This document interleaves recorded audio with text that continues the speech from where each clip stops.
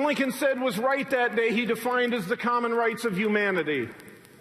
And what he said was wrong. In the words of the 19th century, he defined as the divine right of kings. It was that divine right of kings that would give power to someone so that they might say to someone else, you work, you sweat, you toil, you earn bread, and I shall eat it. And Mr. Lincoln said if it was a prince demanding tribute from his subjects, or if it was offered as an apology by one race of men for enslaving another race of men, it was, he said, the same tyrannical principle. May 18th, 10:05 a.m., 2009. In the Office of State Treasurer of Indiana, we received a certified letter from the Bankruptcy Court of New York. And that letter told the state of Indiana, in particular, it told me, as a trustee for one of two pension funds that had invested in Chrysler Corporation, it told us that all the years of American bankruptcy law were going to be set aside. All the normal rules of bankruptcy law in the Chrysler case would not apply. We were secured creditors, and if you don't live in the world of finance, maybe that sounds complicated. It's really not. It simply means there are two types of creditors, secured and non-secured. If you're a secured creditor and the nightmare happens and it's a bankruptcy, being a secured creditor simply means you get your money back first. Now, it doesn't guarantee that you'll get a single penny, but before any non-secured creditor would get that first dime, every secured creditor would be paid back in full. It's been that way forever in America, until the Chrysler case. On that day, there were $6.9 billion held in secured credit. $6.6 billion were held by the biggest banks, and they were told, they got a letter just like I did, and that letter said they were going to get 29 cents on the dollar. And you can imagine how those bankers reacted. They hit the ceiling. We know the law. We've known that company for years. We know they've got the assets that can repay us 100 cents on the dollar. You know what the government said? We don't care. You know what the administration said? Too bad. So sad. For several days, those bankers were in the newspapers, in the Wall Street Journal, saying they can't do this. And then a couple days later, many of them walked into ballrooms, floodlights of TV before them, with smiles on their faces, and they said, we'll be happy to take 29 cents on the dollar. What changed? What changed in those few days? What changed is officials of the United States Treasury met with those banks and said, boys, don't you get it? Don't you get it? We put $90 billion into your banks to save you. You don't have to worry about losses. We got your backs. You're too big to fail.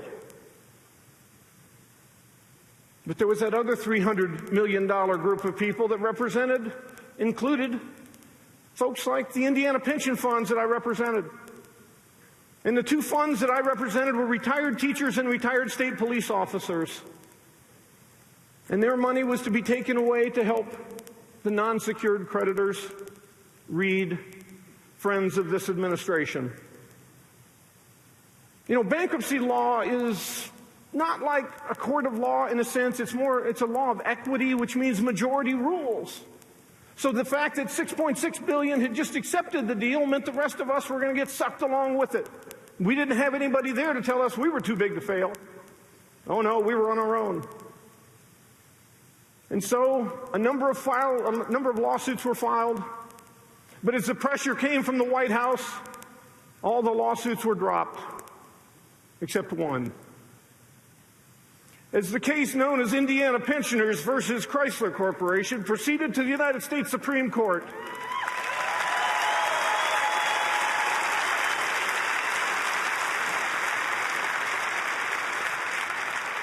As that law proceeded through the federal court system to the Supreme Court, President Barack Obama went to a microphone and said, and I quote, "Anyone who would try to stop the Chrysler bankruptcy is an unpatriotic American.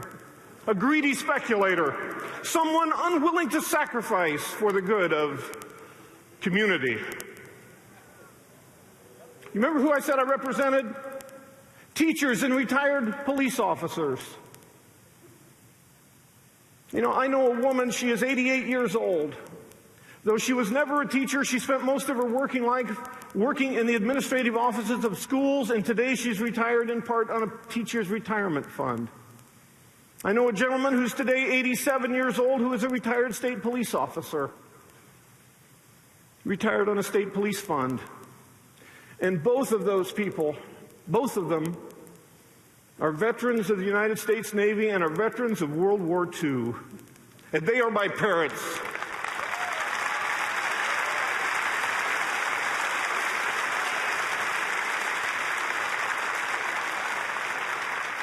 Now, I'm not originally from Indiana, so my parents had no financial risk in the deal, but for the President of the United States to refer to people like my parents as unpatriotic Americans defined for me once and all who Barack Obama is.